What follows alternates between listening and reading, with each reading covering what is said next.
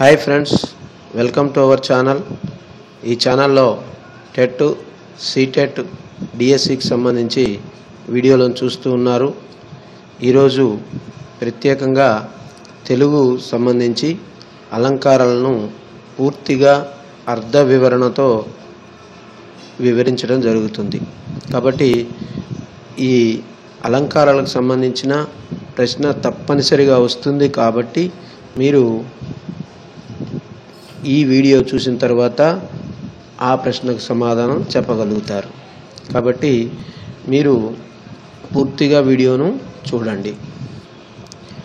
ఈ వీడియోలో 6 నుంచి 10వ తరగతి వరకు తెలుగు పుస్తకాలలో ఇచ్చినటువంటి అలంకారాలు ఇక్కడ వివరించడం జరుగుతుంది. ఇక్కడ అలంకారాలు అనగానే మొట్టమొదట శబ్దాలంకారాలు, అర్థాలంకారాలని 2 రకాలు ఉన్నాయని తెలుసుకోవాలి. శబ్దాలంకారము అంటే పేరును బట్టే మనం చెప్పొచ్చు. శబ్దము అంటే కేవలం ఆ వాక్యం యొక్క అర్థం ప్రాధాన్యం లేకుండా కేవలం శబ్దము అంటే ఆ వాక్యాన్ని చదువుతుంటే వచ్చే శబ్దమే ప్రాధాన్యత ఉంటుంది. అందులోనే అలంకరణ కనపడుతుంది. ఇక్కడ ఉదాహరణ చూద్దాం. 1వది, రత్తమ్మ అత్తమ్మ కోసం కొత్త దుత్తలో పాలు తెచ్చింది. ఇక్కడ తా అనే అక్షరం ఎక్కువ సార్లు రిపీట్ అయింది, మళ్ళీ మళ్ళీ వచ్చింది. అలా ఒక హల్లు మళ్ళీ మళ్ళీ వచ్చినట్లయితే దాన్ని వృత్యానుప్రాస అలంకారము అంటాం. ఇవన్నీ కూడా 6 నుంచి 10వ తరగతి వరకు ఉన్నటువంటి తెలుగు పుస్తకాల్లోవి. కాబట్టి ఇవి వచ్చే అవకాశం ఉంది. 2వది, అక్కడ లేక ఇక్కడ లేక మరెక్కడ ఉన్నట్లు. ఇక్కడ చూసినట్లయితే క అనేది చాలాసార్లు వచ్చింది. అలాగే డా అనే అక్షరం కూడా ఎక్కువ సార్లు వచ్చింది. ఇలా ఒకే అక్షరము ఎక్కువ సార్లు వచ్చినట్లయితే దాన్ని వృత్యానుప్రాస అలంకారము అంటాం. ఇక 3వది, గడగడ వడకుచు తడబడి జారి పడెను. ఇందులో కూడా డా అనే అక్షరం ఎక్కువ సార్లు వచ్చింది. 4వది చూడండి, రాజు రివాజు బూజు పట్టగన్. ఇందులో జు అనే అక్షరము ఎక్కువ సార్లు వచ్చింది. ఇలా ఒక వాక్యంలో ఒక అక్షరము అనేక మార్లు వచ్చినట్లయితే దాన్ని వృత్యానుప్రాస అలంకారము అంటాం. ఇక 5వది, లేమా ధనుజుల గెలవగలేమా. ఇక్కడ రెడ్ కలర్లో చూపించడం జరిగింది. లేమా అనే 2 అక్షరాలతో కూడిన పదం. ఇది పదం కావచ్చు, 2 అక్షరాల గుంపు కావచ్చు. ఇక్కడ యమకము అంటే అర్ధభేదంతో అక్షరాల సమూహం. అర్ధభేదం రావాలి. లేమా ధనుజుల గెలవగలేమా. ఇక్కడ లేమా అనేదానికి అక్కడ లేమా అనేదానికి అర్థం వేరే ఉంది. కాబట్టి అర్ధభేదంతో వేరు చోట్ల రావాలి. ఎందుకు ఇక్కడ వేరు చోట్ల అంటున్నామంటే దాని తర్వాత అలంకారం మనం చూసినట్టే తెలుస్తుంది. ఇక్కడ యమకము అన్నప్పుడు 2 లేదా అంతకంటే ఎక్కువ అక్షరాల సమూహము అర్ధభేదంతో వేరు చోట్ల రావాలి. అట్లనే 6వది చూడండి, పారజూచిన పరసేన పారజూచు. ఇక్కడ పార అనే 2 అక్షరాలు వేరే అర్థంతో ఉపయోగించబడ్డాయి. కాబట్టి ఇది కూడా యమక అలంకారం. ఇక 7 చూడండి, నీటిలో పడిన తేలుతదా. నీటిలో పడిన తేలుతదా. తేలు రెండిటికి అర్థం భేదం ఉంది. ఇక్కడ మొదటిదేమో తేలు, రెండవది తేలుతదా అని అర్థం. ఈ అర్ధభేదం ఉంది, ఇందాక కూడా అర్ధభేదం ఉంది యమకాలంకారంలో. కాకపోతే ఇక్కడ పక్క పక్కన వస్తాయి. దీనికి దానికి తేడా అది. తప్పనిసరిగా గుర్తుపెట్టుకోండి. ఛేకానుప్రాసము అంటే అర్ధభేదంతో కూడినటువంటి హల్లుల సమూహము వెంటనే రావడం. ఇందాక యమకం అయితేనేమో వేరు చోట్ల వస్తాయి. ఇలా గుర్తుపెట్టుకోవాలి మీరు. ఇంకా నెక్స్ట్ 8వ చూద్దాం. అరటి తొక్కరాదు.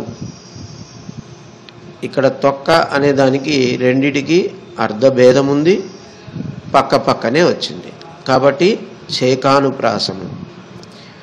అలాగే 9వది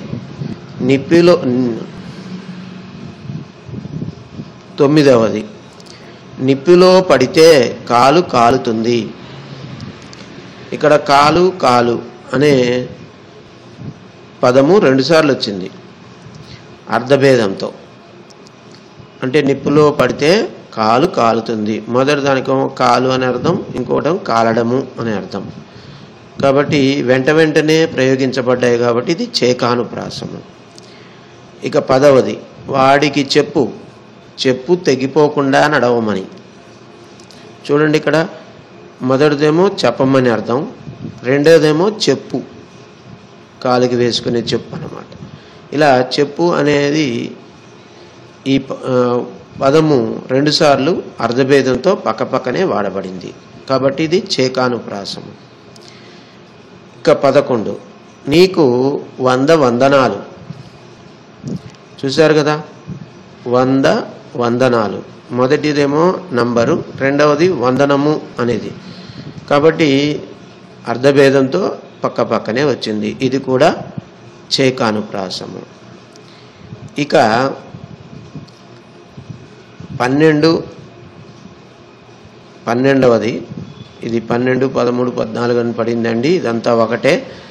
కొందరికి 2 కాళ్ళు, రిక్షా వాళ్ళకి 3 కాళ్ళు, ఉన్న వాళ్ళకి 4 కాళ్ళు.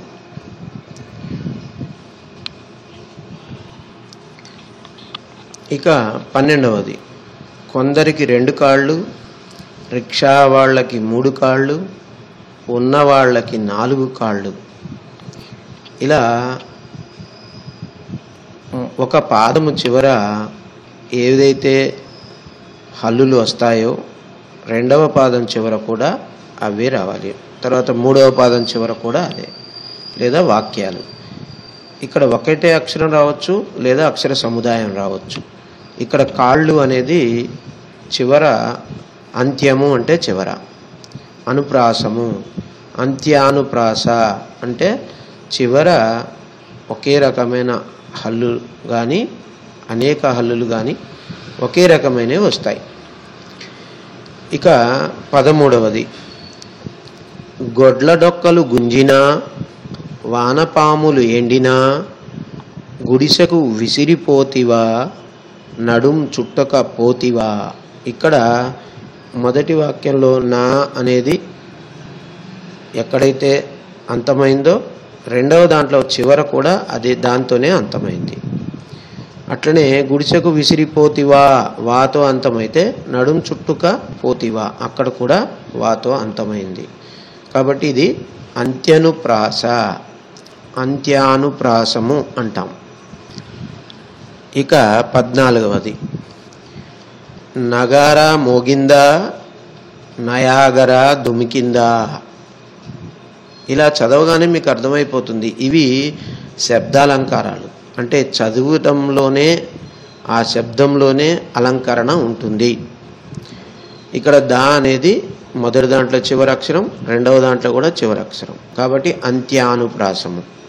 ఇక 15 తెలుగు జాతికి అభ్యుదయం, నవభారతికే నవోదయం. ఇక్కడ దయం అనేవి చివర ఉన్నాయి కాబట్టి ఇది కూడా అంత్యానుప్రాస. ఇక 16వది ఇది మనబడి, అక్షరాల గుడి, సరస్వతీదేవి ఒడి, మనకు నేర్పును నడవడి. అన్నిటిలో చివరి అక్షరము డి. అలా ఇది కూడా అంత్యానుప్రాసం అవుతుంది. 17వది ఎన్నడొస్తవు లేబరీ పాలమూరు జాలరీ. ఇక్కడ రీ అనే అక్షరం చివర వచ్చేసింది కాబట్టి ఇది కూడా అంత్యానుప్రాస. ఇక 18వది పువ్వుకి ముళ్ళకి భేదం చెప్తే ప్రవాహానికి నిశ్చలతకి రూపం కల్పిస్తే ఆలోచనకి ఆచరణకి అర్థం చెప్తే. ఇక్కడ చెప్తే అనేది చివర వచ్చింది కాబట్టి ఇది కూడా అంత్యానుప్రాస అలంకారం. ఇక్కడ ఇవన్నీ కూడా శబ్దాలంకారాలు.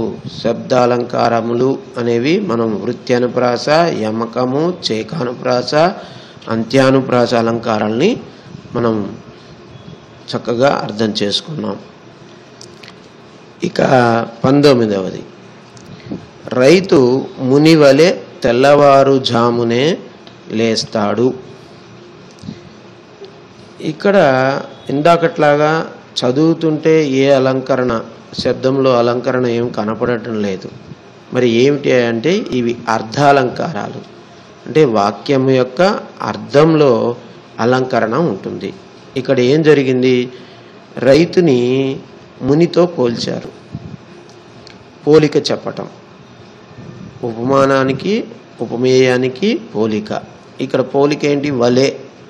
ఇద్దరు ఒకేలా ఉన్నారు, అదే ఒకేలా పోల్చడం జరిగింది. రైతు ముని వలె అంటే ముని ఎలా తెల్లవారుజామున లేస్తాడో రైతు కూడా అలాగే లేస్తాడు అని ఇక్కడ ఇద్దరికి పోలిక చెప్పబడింది. కాబట్టి ఇవి అర్థాలంకారాలు. క్లియర్గా అర్థం కావడం కోసం మీకు కలర్ వేరుగా ఇచ్చాను. రైతుని మునితో పోల్చారు, చూసుకోండి, అక్కడ చక్కగా మీకు అర్థమవుతుంది. ఇంకొకటి ఏంటంటే తప్పనిసరిగా వలె, లా అనేది ఎక్కువగా కనపడుతుంటాయి. 20వ చూడండి, రవి లేడి పిల్లలా పరిగెడుతున్నాడు. చూశారు కదా, రవి లేడి పిల్లలా అంటే రవిని లేడి పిల్లలతో పోల్చడం జరిగింది. ఇక్కడ ఈ పోలిక అనే పదము లేదా అక్షరము ఏంటంటే ఇక్కడ లా, ఇందాక దాంట్లో వలే. అట్లనే మనం జనరల్గా చెప్పుకున్నదే, చిన్నప్పటి నుంచి విన్నదే, ఆమె ముఖము చంద్రబింబము వలె ఉన్నది. అక్కడ వలె అనేది సమాన ధర్మము అని చెప్తాం. ఇక 21 మండే ఎండలు నిప్పుల కొలిమ అన్నట్లు ఉన్నవి. ఇక ఇది వాక్యము చదవగానే మనకు అర్థమైపోతూ ఉంటుంది. అన్నట్లు ఉన్నవి, మండే ఎండలు నిప్పుల కొలిమ. మండే ఎండల్ని నిప్పుల కొలిమితో పోల్చటం. ఇక్కడ ఈ అంటే పోలిక అంటే నిజంగా అలా ఉండదు, కానీ ఇక్కడ మండే ఎండలు నిప్పుల కొలిమ అన్నట్లు ఉన్నాయి అంటున్నారు. కాబట్టి అన్నట్లు అనే పదం వచ్చినట్లయితే అవి ఉత్ప్రేక్షాలంకారాలు. ఆ మేఘాలు గున్న ఏనుగులా అన్నట్లు ఉన్నాయి. చూశారు కదా, ఆ మేఘాలు గున్న ఏనుగులా అన్నట్లు ఉన్నాయి.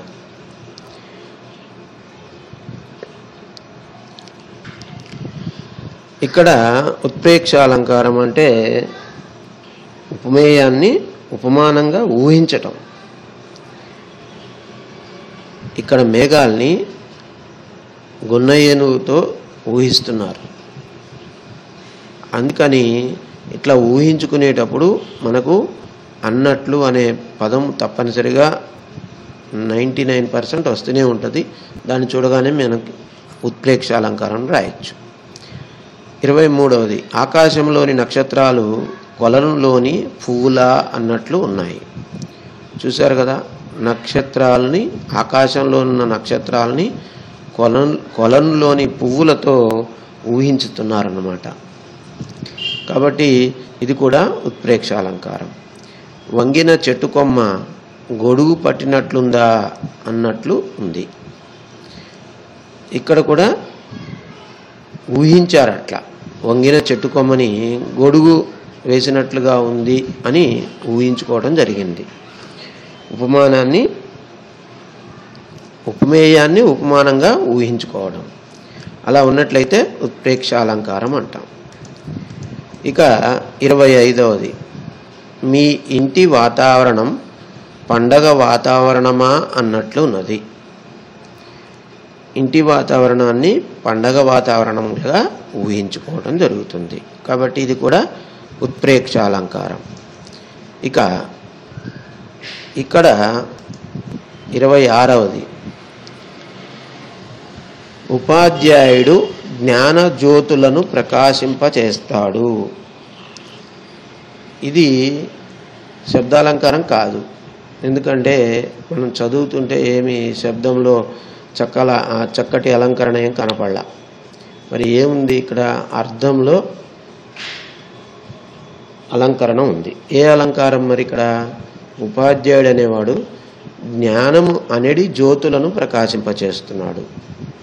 మనం రూపక సమాసంలో కూడా వింటూ ఉంటాం. అనేది అనేది వస్తుంది. జ్ఞానము అనేది జ్యోతి. ఇక్కడ ఈ జ్ఞానము జ్యోతి ఈ రెండిటికి తేడా ఏమీ లేదు అని చెప్పటం. అట్లా చెప్పినట్లయితే రూపకాలంకారం అంటాం. ఈ తేడా లేదు అని చెప్పడాన్నే దానికి వాడే పదము అభేదం చెప్పడము అంటారు. జ్ఞానానికి జ్యోతికి అభేదము చెప్పడము అంటారు. అంటే భేదం లేదు అని చెప్పడం. కాబట్టి ఇక్కడ ఇది రూపకాలంకారం. ఇక 27వది, బతుకాటలో గెలుపోటములు సహజము. అంటే బతుకు అనేది ఆట. బతుకు అనేది ఆట. ఈ రెండు, బతుకు మరియు ఆట రెండు కూడా ఈ రెండిటికి అభేదం లేకుండా చెప్పడం జరిగింది. అంటే ఏం భేదం లేదు, రెండు సమానమే అని. తర్వాత వాన జాణ చినుకు పూలను చల్లింది. ఇక్కడ రెండు ఉన్నాయి. జాణ అంటే అమ్మాయి, వాన జాణ ఈ రెండు ఒకటే. ఈ రెండిటికి అభేదం చెప్పడం జరిగింది. అలాగే చినుకులు పూలు ఈ రెండిటికి కూడా భేదం లేదని చెప్పడం జరిగింది. కాబట్టి ఇది రూపకాలంకారం. తర్వాత 29వది, నవ్వుల నావలో తుళ్ళుతూ పయనిస్తున్నాం. ఈ నవ్వుల అనేది నావ, నవ్వులు నావ రెండు ఒకటే అని. నవ్వులు అనేది నావలో తుళ్ళుతూ పయనిస్తున్నాం. కాబట్టి ఇది కూడా రూపకాలంకారం. ఇక నగరారణ్య హోరు నరుడి జీవన ఘోష. నగరం అనేది అరణ్యం. ఇక్కడ ఇది కూడా రూపకాలంకారం. తర్వాత 31, అజ్ఞానాంధకారము తొలగితే మంచిది. అంటే అజ్ఞానం అనేది అంధకారము అనేది అని వస్తుంది. జాగ్రత్తగా గమనించండి. మనం దాన్ని సమాసమైనట్లయితే విగ్రహవాక్యము అని అంటాం. జ్ఞానజ్యోతులు విగ్రహవాక్యం రాయమంటే జ్ఞానం అనేది జ్యోతి అని రాస్తాం. అట్లే బతుకాట విగ్రహవాక్యం రాయమంటే బతుకు అనేది ఆట అని రాస్తాము. అది రూపక సమాసం అవుతుంది. ఇక్కడ అలంకరణ రూపకాలంకారం. ఇక 32, హిమాలయ శిఖరాలు ఆకాశాన్ని తాకుచున్నాయి. ఇక్కడ గోరంతలు కొండంతలుగా చెప్పటం అంటాం. అంటే కొద్దిగా ఉంటే బాగా ఎక్కువ చేసి చెప్పటం.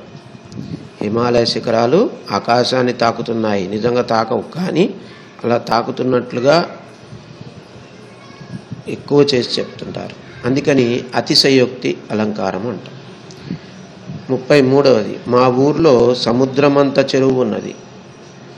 చెరువుని సముద్రంతో ఎక్కువ చేసి చెప్తున్నారు. చెరువుని అంత ఎక్కువగా, గోరంత ఉన్నదాన్ని కొండంతగా చెప్పటం, అంత ఎక్కువ చేసి చెప్పడాన్ని అతిశయోక్తి అలంకారము అంటాం. ఇక్కడ 34వది, అభిరామం.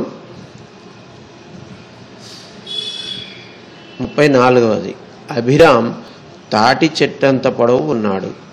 ఇక్కడ అభిరాము తాటి చెట్టంత పొడవు ఉన్నాడు అని అక్కడ అతిశయోక్తిగా చెప్తున్నారు. నిజానికి అంత ఎత్తు ఉండరు, కానీ అలా కొద్దిగా ఉన్నదాన్ని ఎక్కువ చేసి చెప్పారు కాబట్టి ఇది అతిశయోక్తి అలంకారం. ఇక 35. శివాజీ ఎర్రబడిన కన్నులతో, అదిరిపడే పై పెదవితో, ఘన హుంకారంతో, కదలాడే కనుబొమ్మ ముడితో గర్జిస్తూ అనుంది. ఇదంతా ఎవరి గురించి? శివాజీ యొక్క స్వభావాన్ని గురించి చెప్పడం జరిగింది. అతని స్వభావాన్ని గురించి చెప్పిన, అంటే ఎవరిదైనా సరే వాళ్ళ స్వభావము, ఒక వస్తువే కావచ్చు, ఒక వ్యక్తే కావచ్చు, దేన్నైనా సరే దాని స్వభావాన్ని తెలిపే విధంగా అర్థం ఉన్నట్లయితే దాన్ని స్వభావోక్తి అలంకారము అంటాం. 36. జింకలు బిత్తర చూపులు చూస్తూ చెవులు నిగిడ్చి చెంగు చెంగున గెంతుతున్నాయి. ఇక్కడ జింకలు బిత్తర చూపులు చూస్తూ చెవులు నిగిడ్చి చెంగు చెంగున గెంతుతున్నాయి అనుంటే జింక యొక్క బిత్తర చూపులు, తర్వాత వాటి గెంతటము, వాటి స్వభావాన్ని ఇక్కడ వివరించారు కాబట్టి ఇది స్వభావోక్తి అలంకారం. ఇక్కడ ఇంకొకటి 37. మిమ్ము మాధవుడు రక్షించుగాక. మరి దీన్ని ఏ అలంకారం ఉంది అని బాగా ఇది ఈ వాక్యం యొక్క అర్థం తెలిస్తే తప్ప ఈ అలంకారం మనం చెప్పలేము. మరి ఇది ఎందుకు ఏమిటి అంటే మిమ్ము మాధవుడు రక్షించుగాక. ఇక్కడ 2 అర్థాలు ఉన్నాయన్నమాట. మిమ్మల్ని మాధవుడు రక్షిస్తాడు. మాధవుడు అంటే విష్ణువు. ఇంకొకటి మిమ్ము అంటే ఊ వచ్చింది. మిమ్ము ఉమాధవుడు, ఉమాధవుడు అంటే శివుడు. మిమ్మల్ని విష్ణువు రక్షించుగాక. ఇంకొక అర్థమేమో మిమ్మల్ని శివుడు రక్షించుగాక అని. 2 అర్థాలు వచ్చే విధంగా ఉన్నట్లయితే, అంటే వాక్యం మొత్తానికి 2 అర్థాలు రావాలి. అలా వచ్చినట్లయితే దాన్ని శ్లేషాలంకారము అంటాం. 38. మానవ జీవనం సుకుమారం. మరి ఇందులో 2 అర్థాలు ఏమున్నాయి? మానవ జీవనము అంటే మనుషుల యొక్క జీవితము అనేది ఒకటి. ఇంకోటి మా నవజీవనం అంటే కొత్త జీవితం అని. ఇలా 2 అర్థాలు వచ్చినట్లయితే దాన్ని శ్లేషాలంకారము అంటాం. 39. రాజు కువలయానందకరుడు. రాజు కువలయానందకరుడు. రాజు అంటే దీనికి 2 అర్థాలు ఉన్నాయి. ఒకటి రాజు అని అంటే ప్రభువు అని, ఇంకొకటి చంద్రుడు అని. అట్లనే కువలయము అంటే భూమి అని, అలాగే కలువ పువ్వు అని ఇంకొక అర్థం ఉంది.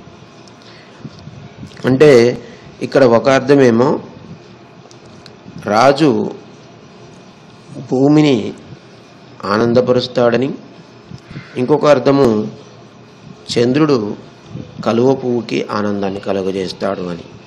ఇలా 2 అర్థాలు ఉన్నట్లయితే దాన్ని శ్లేషాలంకారము అంటాం. అందుకే జాగ్రత్తగా మనము వాటిని పరీక్ష బట్టి చూడాలి, అర్థం చేసుకోవాలి. ఇక ఇంకొకటి నెక్స్ట్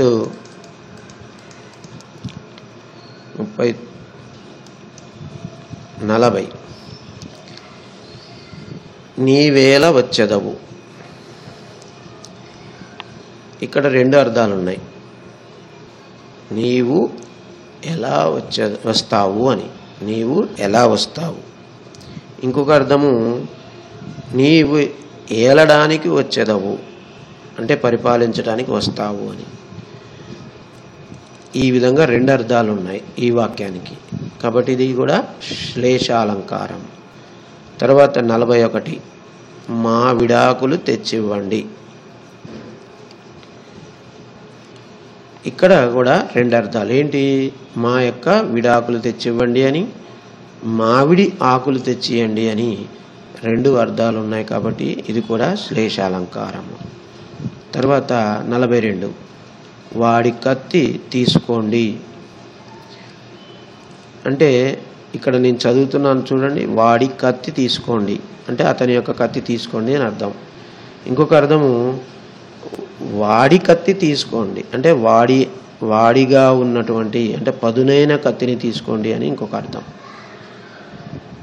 కాబట్టి ఇది కూడా శ్లేషాలంకారం.